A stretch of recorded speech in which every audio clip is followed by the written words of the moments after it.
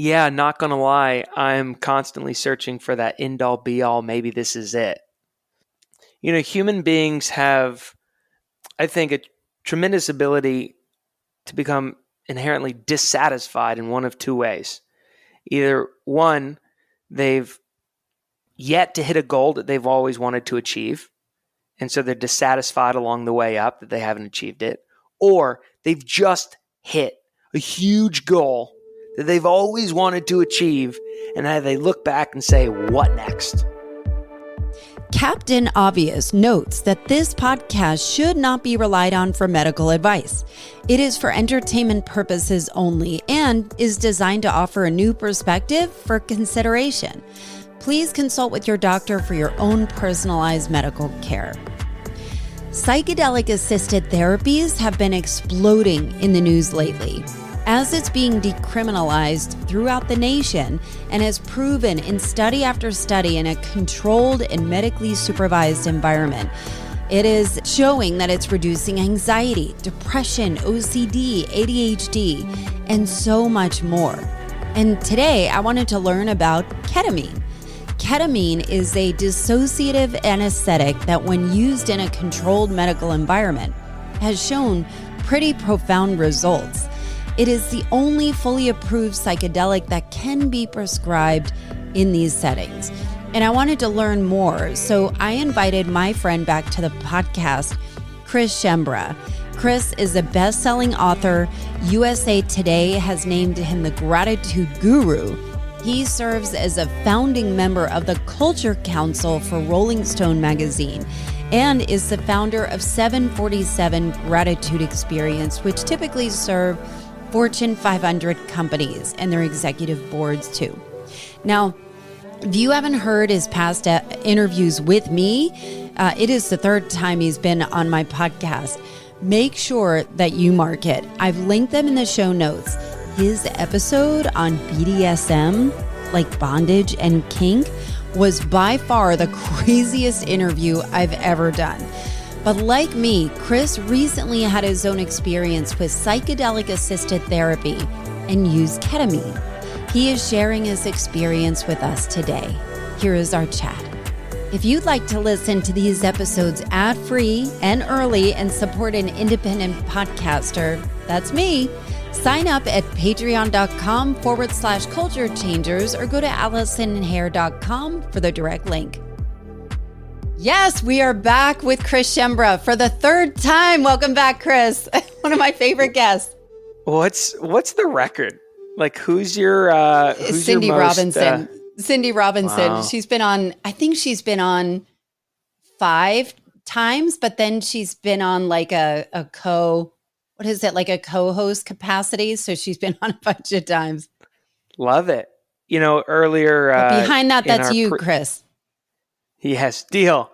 Earlier in our pre-show chat, you had asked, what are you excited about for this chat, and maybe why did I say yes to this chat and telling this story, and I looked at you, and I think Cindy would say the same thing. The reason that I have said yes 3 times to coming on your podcast is because your questions are so good, and you create such a safe space for people that I get to learn about myself by the way you are curious about me. And that's such a rare thing these days, and it's such a gift that you have. And so anytime you invite me to anything, the automatic answer is yes. And then what are we doing? But it's always a yes. Oh my goodness. And there's not that many people Don't that I make got me that cry, with. So Chris. thank you. You did that the first time as the surprise. Let me just do a quick rewind, and I'll put the previous episode in the show notes because they are so freaking notable. So the first time you came on, you are the best-selling author of this book, Gratitude and Pasta. You were known by USA Today as the Gratitude Guru, and this book, Gratitude and Pasta, was ranked number 2 on the Forbes list of books in 2020. And recently, you just published another book called Gratitude Through Hard Times.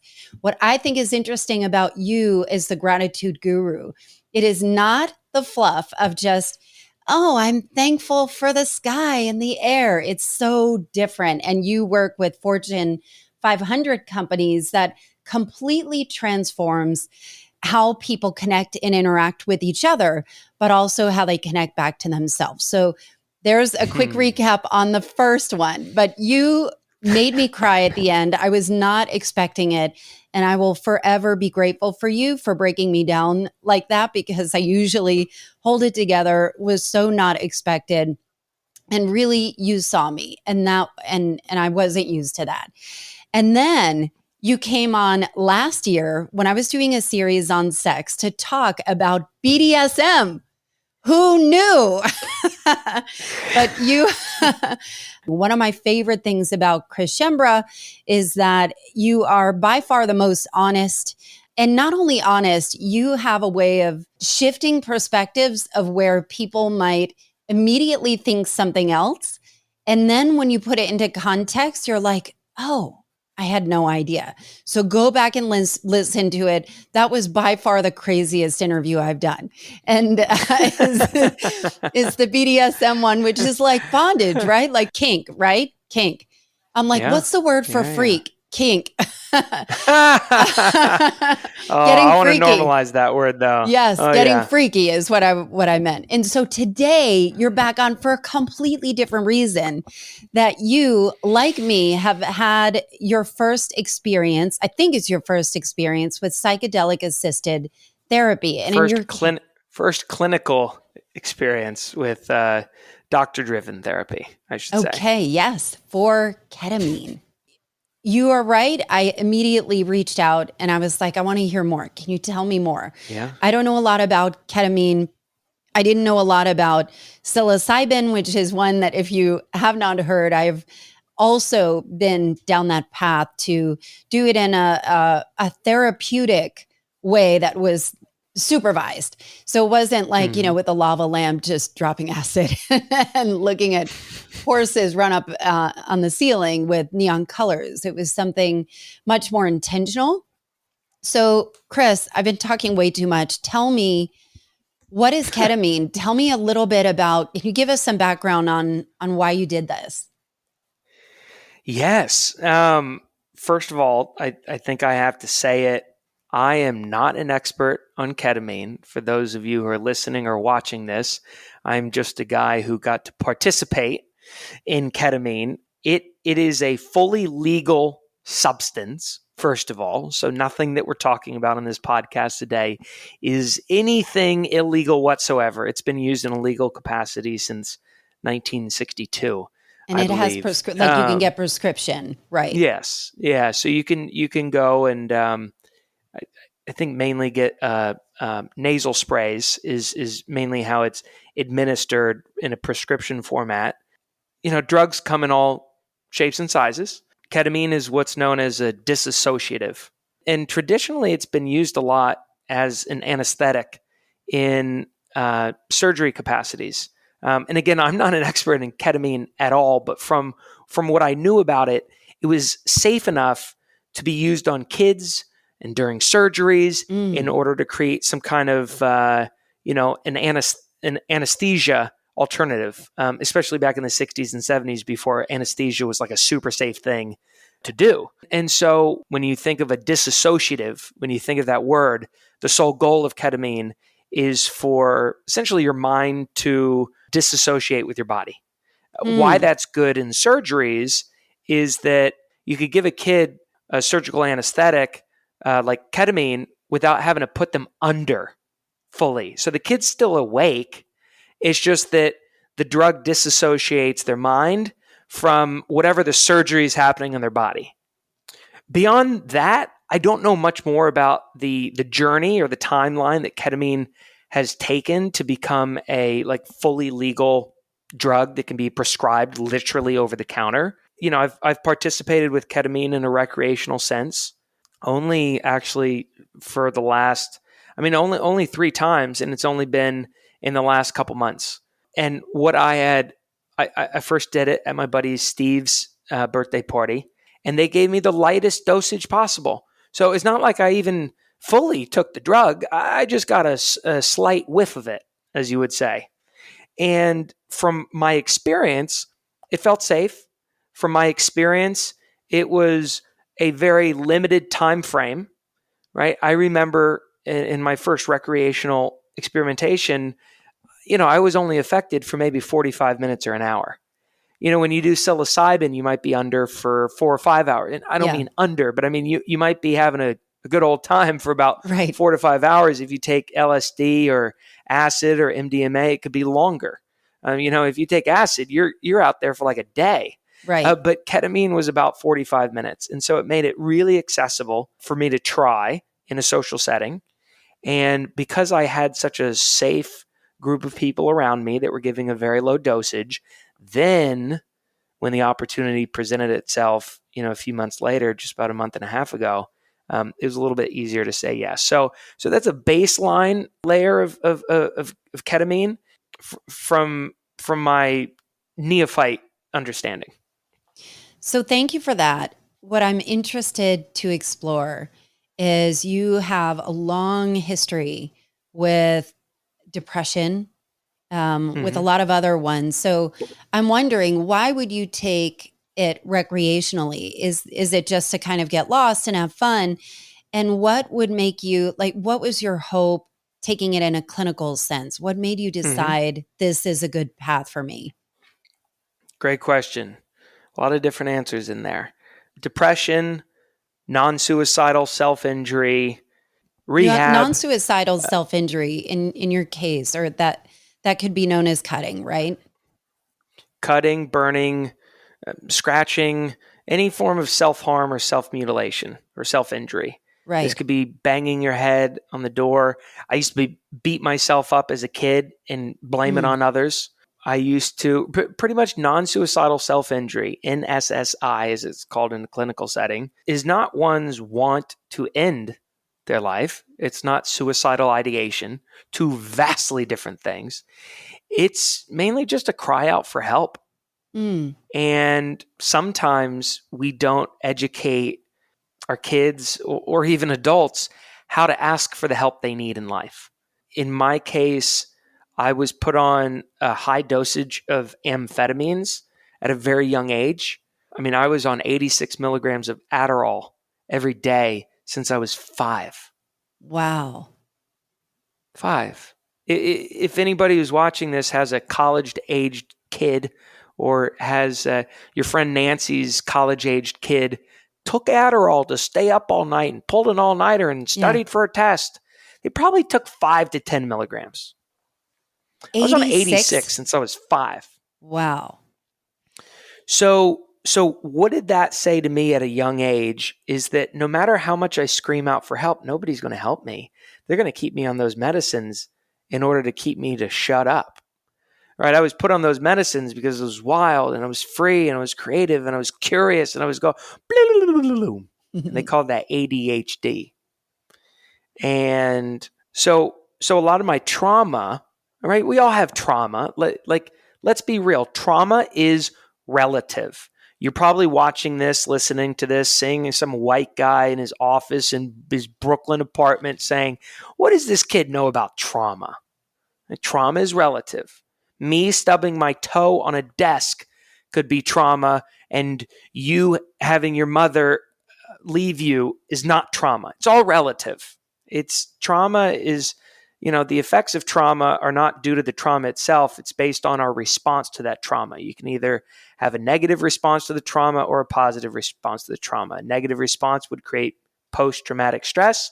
A positive response would create post-traumatic growth. Anyways, so my trauma is just, the medicine and feeling like I couldn't actually say anything as a kid and just going through the motions and blah, blah, blah.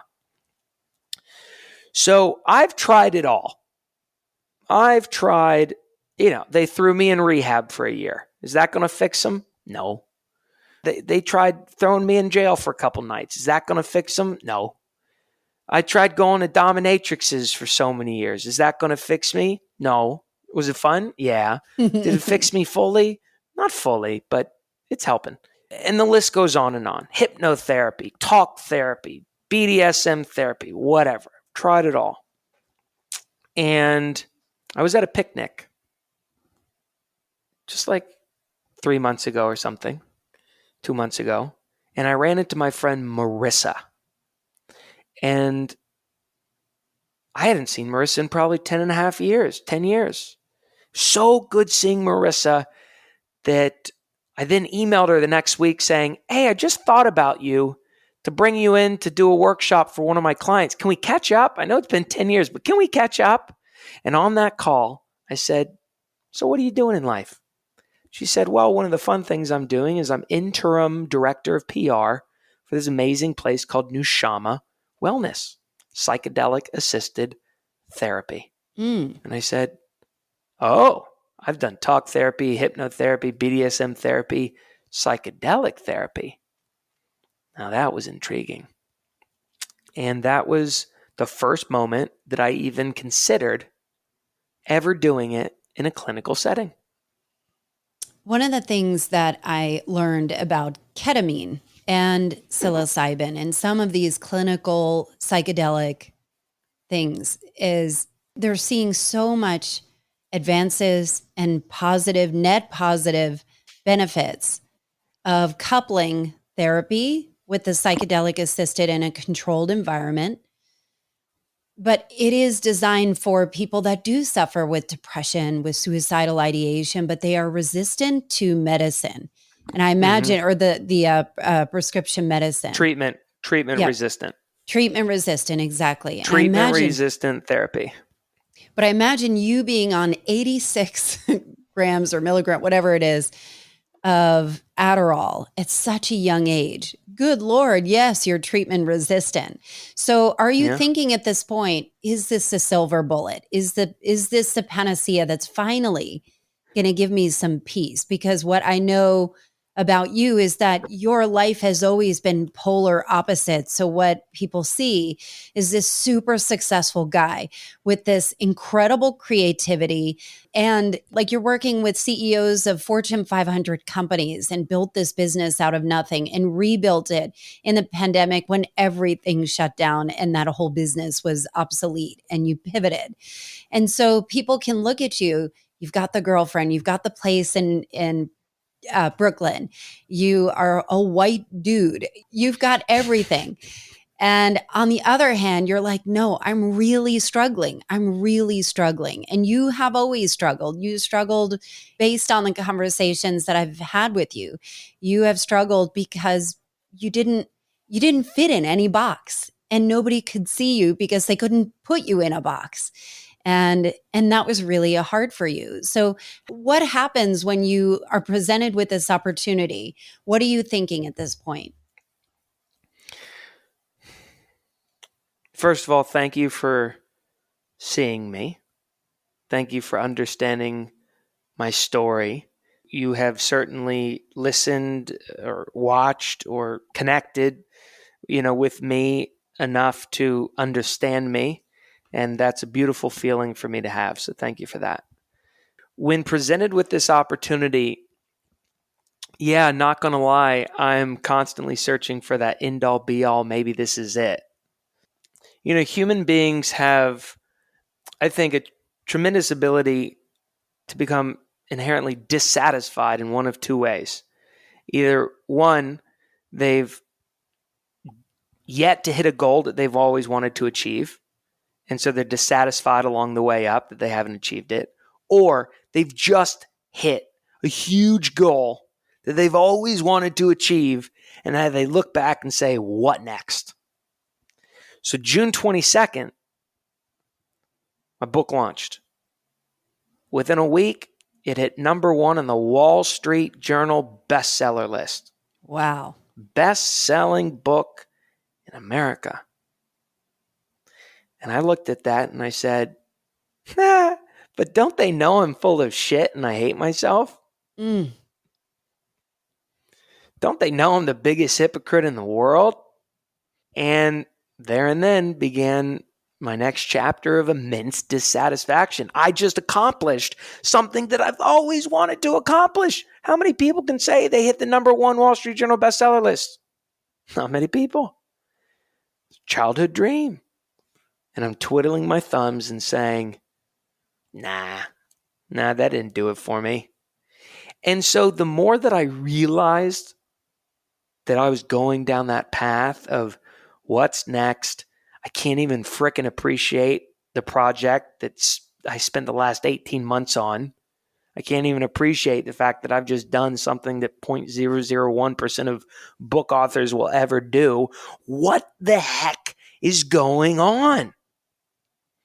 And it was kismet that I connected with Marissa. It was kismet that she said, look, Nushama, you should try it. And I was like, good, I will. Sign me up. When do we begin? August 2nd, Tuesday. 2 weeks after reconnecting with Marissa, which was 2 weeks after the launch of my book. So, I can't say that I premeditated this for a long time. I can't even say that I had all my hopes and dreams banking on this one therapy to change my life. But there it was at the right moment, at the right time. And all it took was me to appreciate the miracle that had presented itself right there. And that was the opportunity. So I'm assuming based on what you're telling me, you weren't doing any homework and kind of weighing the odds and like, is this the right thing for me? You just said yes. Well, so I said yes, because that's what I do.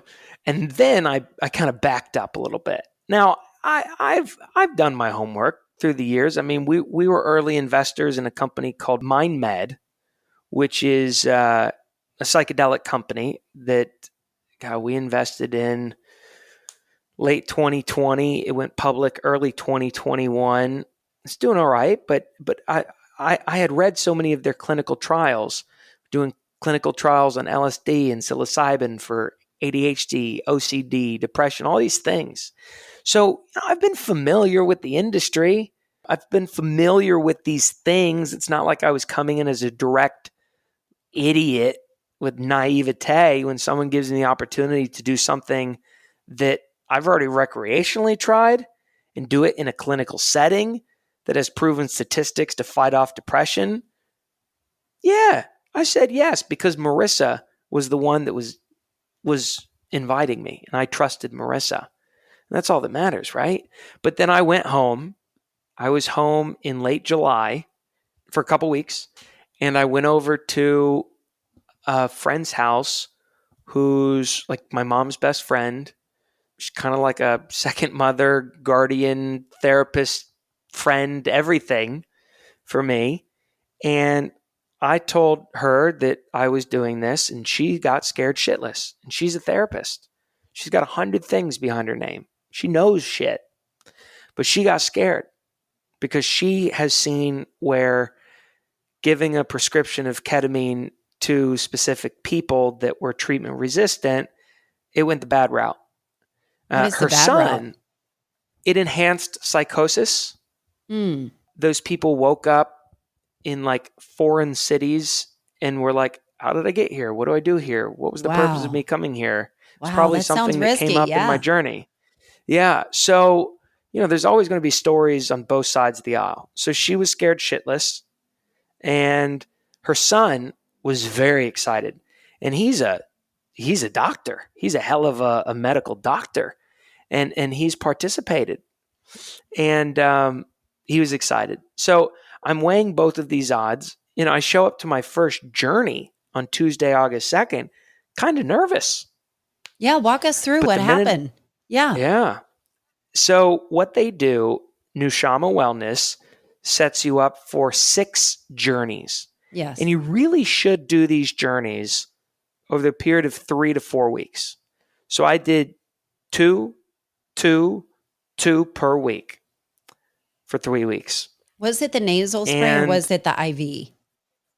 Oh, yeah, IV. So by the way, there's many different ketamine-assisted therapy companies on the market.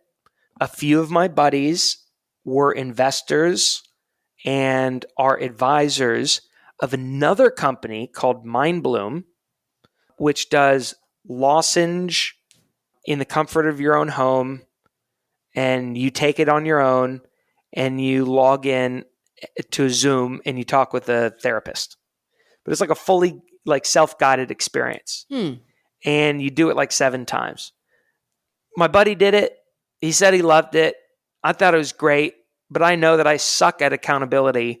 And if someone sent me 7 lozenges of ketamine, I'm going to lose them in my bathroom, never do it, and be out $4,000 or something. I don't know, whatever. And so I didn't want to do that. So the fact that Nushama Wellness had an actual physical location, now they're opening up another one in Brooklyn, but they've got 3 in New York. Well, they've got 2. They're about to have 3 in New York City.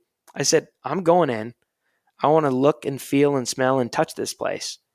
And, it's funny, they say, you got to do these things 48 hours ahead. You got to do these things 24 hours ahead. You got to do these things the morning of. I think my first session was at like 9:30 a.m.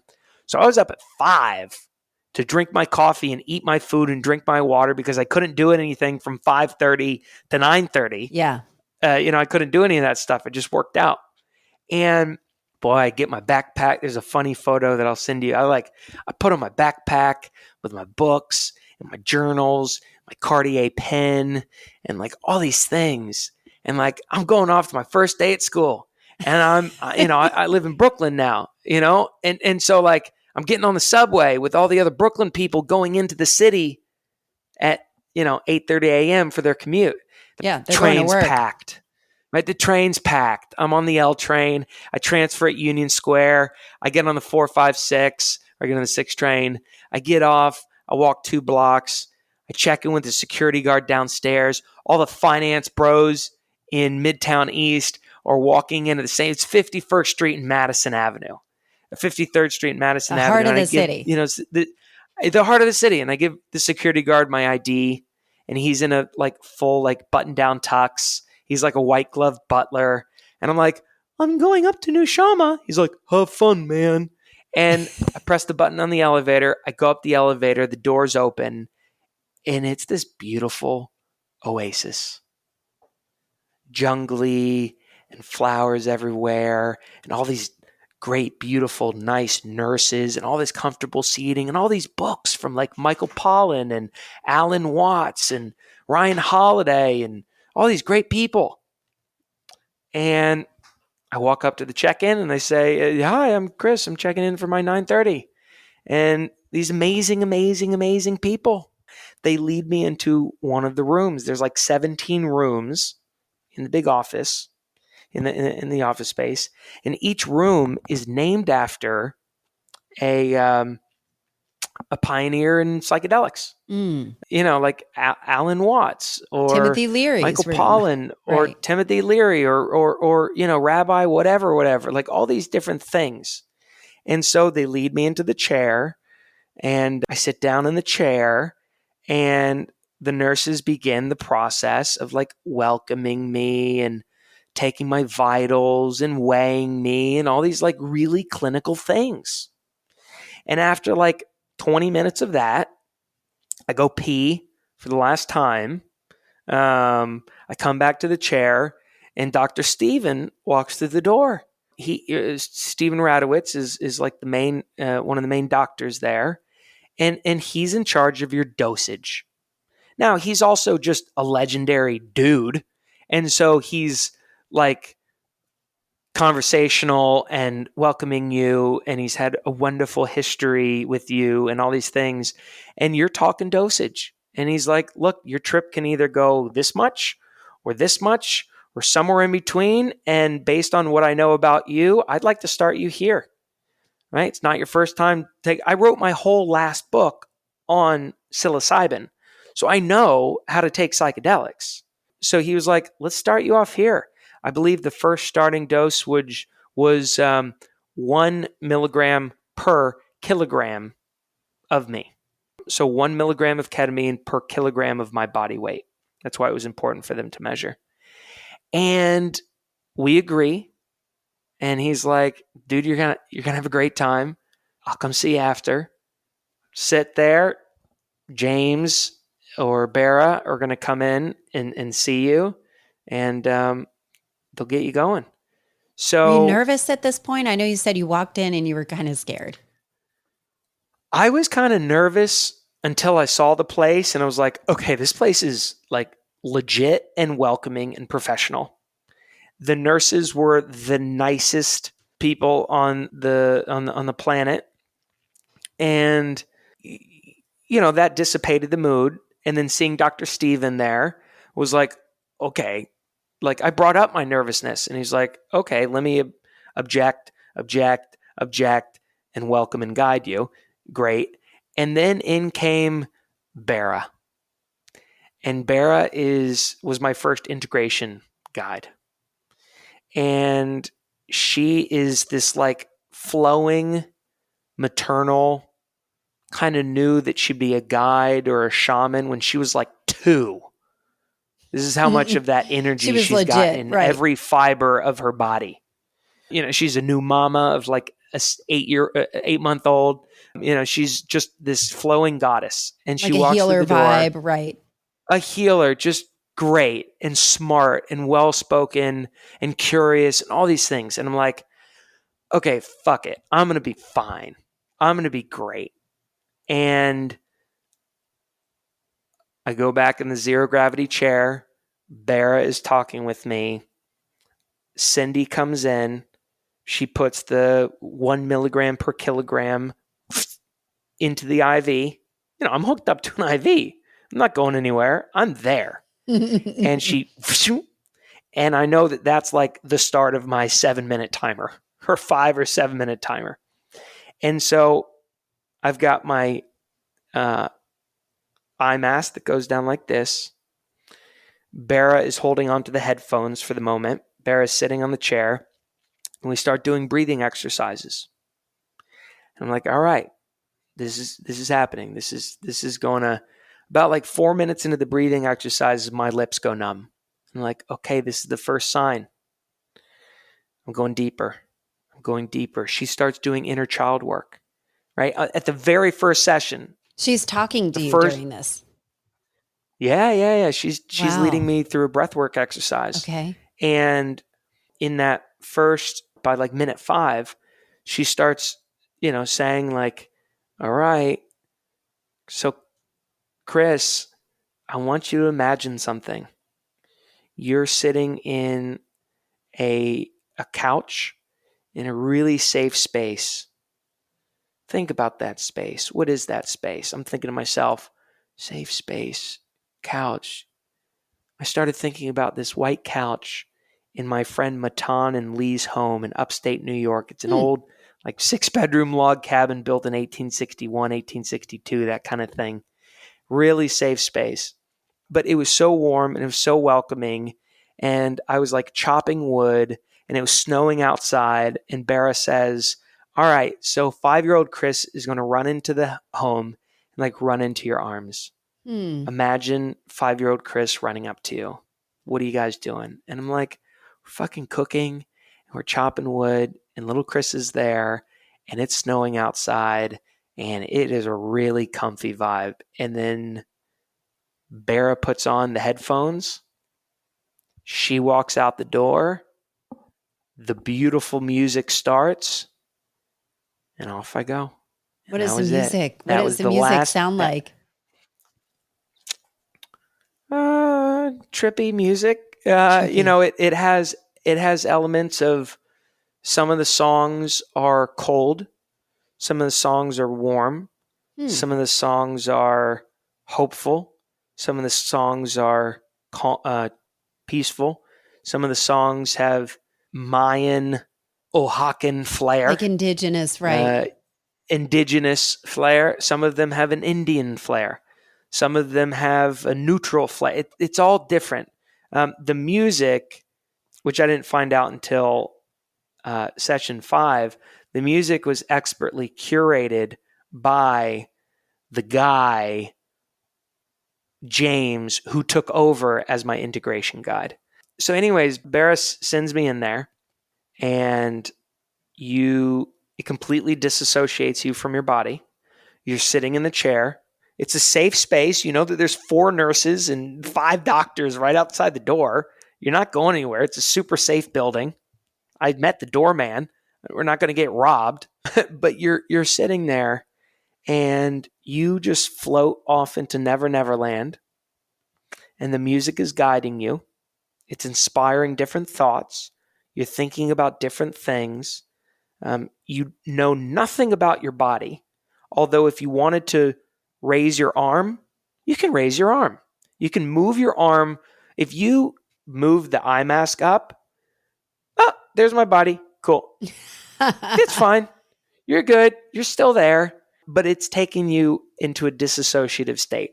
Did it feel like a dream? It felt like meditation on steroids, which meditation is like. There's an old quote from Marcus Aurelius. Let me actually read it. Marcus Aurelius on retirement. Marcus Aurelius was a emperor from like 161 to 100 AD, right? The Roman Empire. He was the fifth and last great emperor of Rome. And he had like the Antonine Plague and political usurpers and social divide, class warfare, fighting foreign wars, running out of money, lost his wife, lost his kids, all these things. And he wrote down what helped him get through all these things. And one of my favorite quotes of his states, men seek retreats for themselves, houses in the country and seashores and mountains. And thou too art wont to desire such things very much, but this is altogether a mark of the most common sort of men. For it is in thy power, whenever thou shalt choose, to retire into thyself. For nowhere, either with more quiet or more freedom from troubles, does a man retire than into his own soul. That's like my favorite quote ever. And it's essentially saying, yo, I know the world's tough. We got the plague and the pandemic. We got social divide and class warfare and running out of money and fighting foreign wars and blah, blah, blah. Shit's tough out there. People are dying left and right. The only place that can give you true freedom from those troubles is within your own soul. And meditation gets me there. Yoga doesn't even really get me there. But meditation with my own mantra, my own internal practice, gets me there for only 20 minutes. Adding a drug to that intention, that really gets me there. So what happens? How are you feeling at this point? You are, I think the first song that James played was actually like a talk from Ram Dass. It was like 30 seconds of a talk from Ram Dass, or like a minute. I can't keep track of time in there, but it's like a minute or two, or maybe of like Ram Dass speaking. And it was all about like, I am loving awareness. I am loving awareness. I am compassion. And I'm like, did it feel annoying, or were you like deep in it? I would have been no. I'm like, no way. I'm like, fuck yeah, Ram Dass. I am loving awareness. I'm the last one to see it, so thank you for saying it. But like, hell yeah, I'm a compassionate dude. I don't give myself enough credit for that, but I am loving awareness. Hell yeah, you get it, bro. You get it. And so you start to believe it, and you start to develop more compassion. And, you know, I thought of relationships, and I thought of friendships, and I thought of my grandmother, and I thought of things that I needed to bring more empathy and compassion and loving awareness into. And that included things outside of me, and it included things within me. You see visions at this point? Oh my God, they are vivid. I mean, you are remembering scenes that you've never thought of before. And you are connecting dots between different things that you never even realized were connected. What did that look like for you? So, give me an example. Yeah, I'm gonna skip right to the good stuff. All right. So, thanks. in order to paint a vivid picture of my visions, I'm going to say that in my first two Nishama sessions, yeah, I did good, but I mainly thought about like my business and I need to have more compassion, and I want to just love and empathize more with like different business relationships. It was kind of like, it was great, but it was like, okay, businessy type of stuff.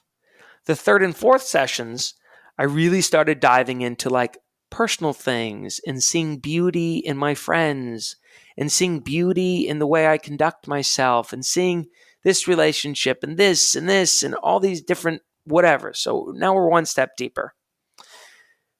By the sixth session, let me paint you the picture. My sixth session was on a Thursday.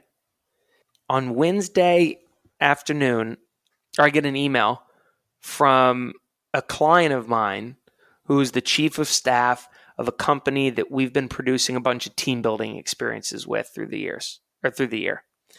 And she emails me saying that one of the people that works at their company that has come to an experience passed away. And they asked if we could reschedule the virtual gratitude experience we were going to do with their team on Friday. They needed to reschedule it for later in the month. They needed to give their team time to process. So I'm like, of course. Well, that was Wednesday. Thursday morning, as I'm in rush hour subway traffic to get into New Shama, I look down at my phone and the chief of staff of that company posts a photo of my book, her holding my book on Instagram. And she says, how crazy is it that the day our employees are receiving, all their employees, they bought books for all their employees. So it just so happened that day, the day after their coworker passed away, the day I was going to my sixth New Shama session was the day that book was finally coming in the mail to all their houses. And I'm like, she says, I hope people read this book and at least take, a few words out of it and put it into action and find gratitude in this situation. Like, oh shit, that's heavy. So I'm sitting in the chair at New Shama. I'm hooked up to an IV at 53rd Street and Madison Avenue, looking out at the Chrysler building or whatever. And there's a bunch of employees of this one company who are opening up my book the day after their coworker passes away, and they're using that book to find gratitude through hard times. And some spouse, the spouse of this deceased employee, is likely opening up their front door, looking down and seeing a package with my book in it the day after their spouse passes away. And I'm sitting in there and I'm like, damn, dude, that's heavy. And I go to my journey with that on my mind, ready for anything that pops up. And you know what popped up was I realized how much I have a love-hate, mainly hate, relationship with my book. I realized how little compassion I've shown to my book, even though it's gotten me all these great things. And so the book was this big focus for the first part of my sixth journey. And I was looking at it and I was developing compassion for it. I was like, oh my God, I gotta love my book. I gotta train my book. I gotta rewrite my book. I gotta gift my book. I gotta treat this book as like my baby. This is my baby. This is my book baby. And so I started seeing like me holding this book that was like a baby. And time kept going on and it stopped looking like a book and it started looking like a baby. And I looked down through my vision and I saw me holding a baby. It didn't have a face. The face was just a glowing white light. Molly was there. I was there. There was a baby there. Molly's your girlfriend. Yeah. Molly's my girlfriend. And I started thinking, holy crap, maybe the next big thing for Chris is not some new business model, new business book, no blah, blah, blah. Maybe it's fatherhood. Allison, that's the first time in my life I've ever seen myself as a father. Ever. And I got out of that trip and I sat up and I looked at James and I told him this and he's like, yeah, dude, the writing's on the wall. You've been searching all your life for places to put your wisdom and a baby is a hell of a place to put it. I'm like, all right, man, that was pretty cool. So it took me 6 sessions to get there. But, once you're there and it helps you see those things that you've never seen before, it helps you see the most important thing you'd ever want to see in life, yourself as a parent. That's the main reason we're on this planet, right? I've been distracted from seeing that all my life. Did you think you were worthy of being a father? No way. I thought I was like the great fun uncle. A funkle. I thought that's all. Funkle. I thought that's what I'd be the rest of my life. Now, I'm not saying, I get out of the session and I say, all right, honey, let's go get pregnant. Let's have a baby tomorrow. But at least I can see it. Yeah. And that helps me look at a whole lot of things in the world a whole lot differently. If I could armchair this for just a moment, what I'm noticing is in the beginning, you talked about little Chris coming in. And a lot of times when when they do the inner child stuff, little Chris comes in. And what the hope is that you're compassionate to little Chris, because that's what Chris needs. Chris needed a hug. Little Chris needed a hug. Little Chris needed to be seen. And now to kind of come full circle, to have your own, that's really powerful. But also, I think what is missing that you're like, fuck, I'm number 1 on Wall Street Journal books and it's not enough.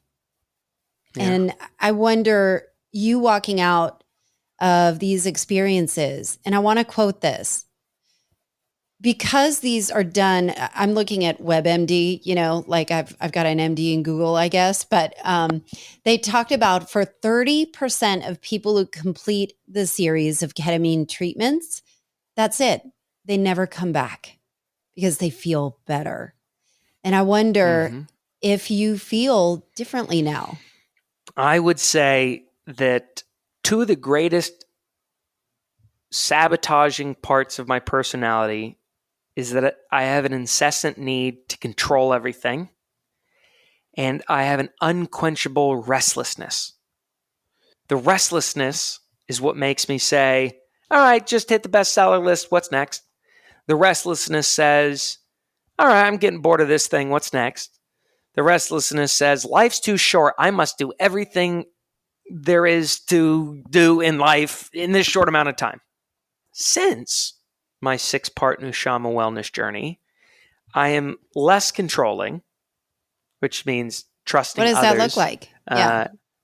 Not getting so worked up when things don't go my way, and trusting others to do their way more. The goal of leadership is not to be the smartest person in the room. It's to hire the best and the brightest and, to support their great gifts. I don't do that very well. At least this is a start. My restlessness, I would say, I'd say the biggest part is, instead of immediately dreaming of what could come next, what can I build next, what can I distract myself with next, blah, blah, blah. It's like, why don't I actually just appreciate what I got and sit with it and aim for boring. Aim for insignificant. There's no way. There's no way, Chris. Not you. No, but one of the cool things that it helped me do was actually say no to a lot of ego producing activities. Like leading up to my book launch, I knew that once I came out with my book, I was going to become immensely dissatisfied. And so months ago, I was like, all right, I got to hedge against that dissatisfaction. I got to give myself something to look forward to in the fall so that I have another thing to distract myself from the core shit that I need to deal with in my life. And so before my book even came out, I signed on to give my next TEDx talk in November. And so the book came out and I was like, all right, so the TEDx talk, I don't really want to do, but it's going to be great for the resume and it'll distract me from having to think about my own life. And well, that's something to look forward to. Well, at some point I started thinking through the journeys, it's probably not the best thing to do to give this next TED talk. I should probably just focus in on me and figure out myself first before I step back on stage with some new idea worth spreading. right? The restless Chris would have been like, oh, that's the next thing that you could do because you're dissatisfied with what you got going on right now. But the ketamine started helping me appreciate what I got going on right now and made me need that next ego boosting activity. And so it just so happened that in the midst of our 6-part journey, I was invited to attend my buddy's wedding in Israel on the same day that TED Talk would have been in November. And during my 5th journey, it came to me, I got to say no to the TED Talk. I got to say yes to going to the wedding. And that was it. So a lot of these big decisions kind of, came to me during the sessions. Do you feel like it is almost like a main line to your intuition?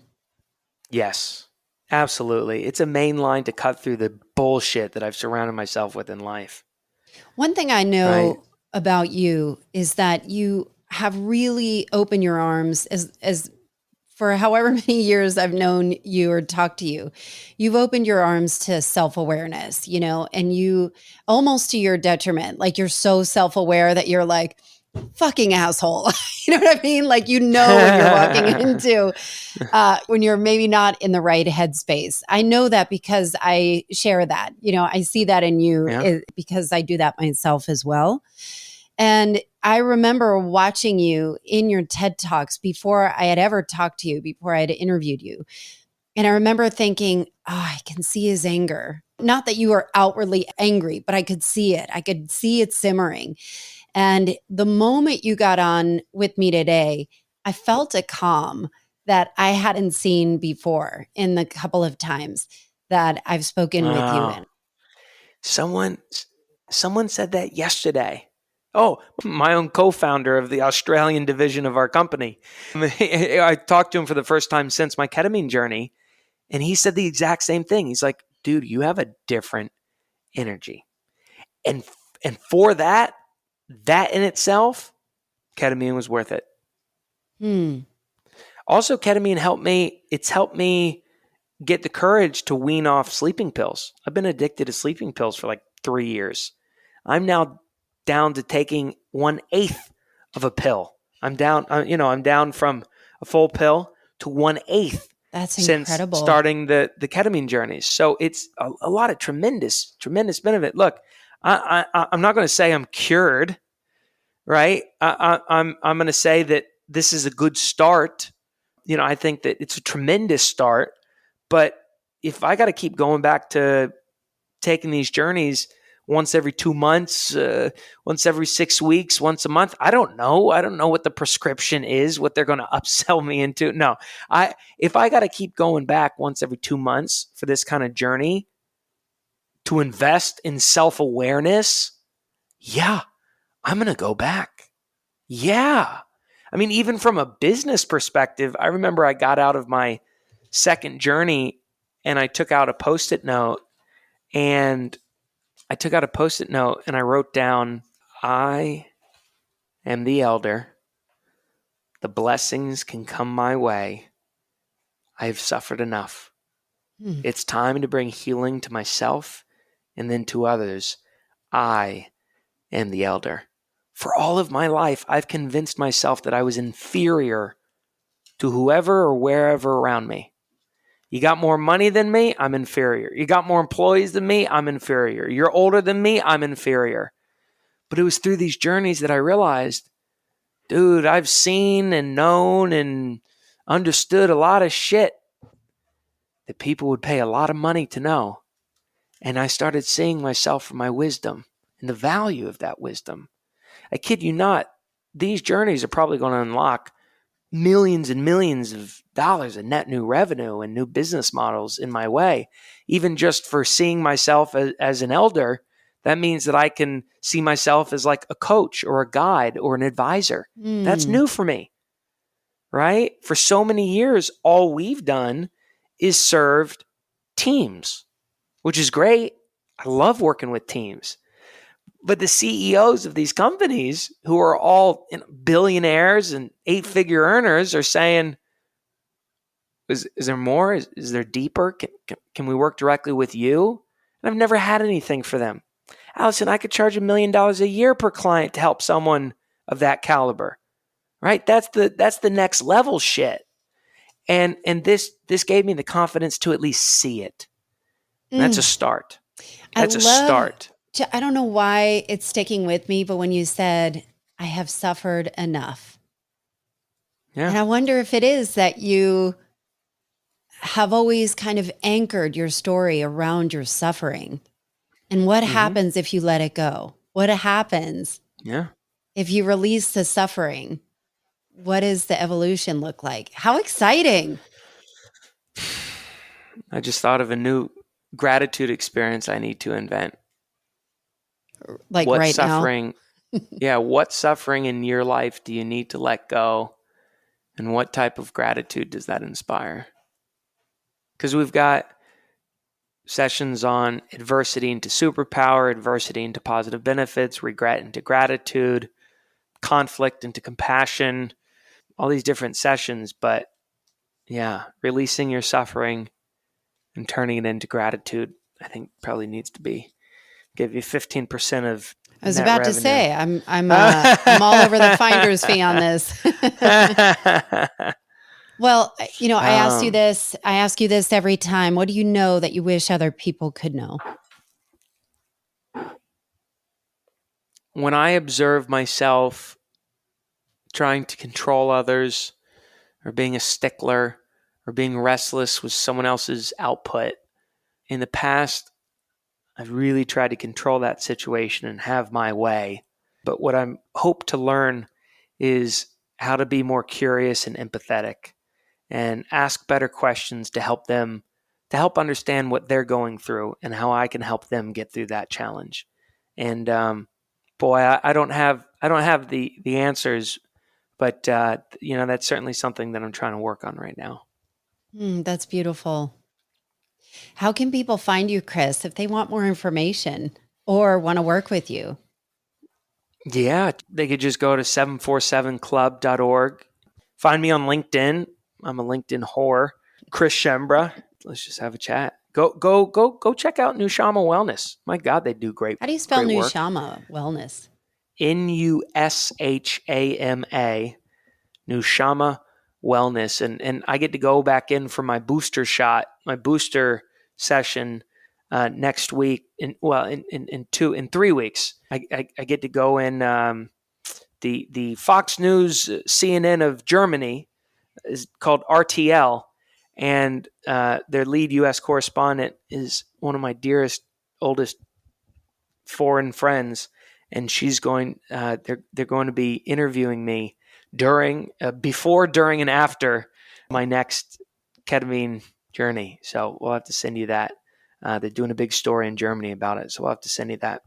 It's so interesting that something like this feels like relief. And I imagine that what people want more than anything is relief. What a gift. Thank you so much for sharing your story. Again, it's powerful. My pleasure. My pleasure. I love seeing the Thanks transformation. for having me, dear. Whew. I don't know what it is about Chris Schembra, but I find his honesty, his journey through the darkest parts of himself, and his courage so inspiring. I just connect to him so deeply, and I could listen to him for days. And if you'd like to connect with Chris, I've linked his info in the show notes. I personally would love to hear from you too. You can email me at allison@allisonhair.com or sign up for my weekly personal emails at allisonhair.com. If you'd like to hear these episodes early and ad-free, you can become a supporter at patreon.com/culture changers. Thanks for listening, and I'll see you next time.